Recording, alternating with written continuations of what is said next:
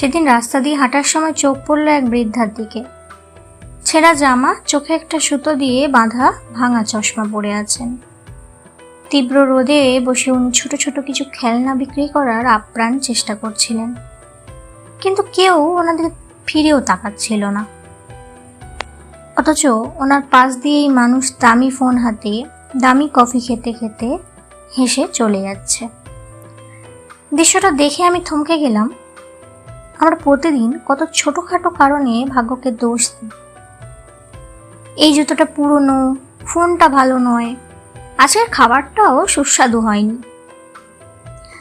অথচ এই রাস্তাতেই এমন কিছু মানুষ আছে যাদের প্রতিদিনের লড়াইটা শুধু এক মুঠো ভাতের জন্য। আমাদের সবার এটা বোঝা দরকার।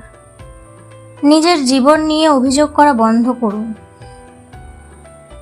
আমরা যতটুকু পেয়ে আরামে আছি, এই পৃথিবীর কোটি কোটি মানুষের কাছে সেটা একটা দূর আকাশের স্বপ্ন।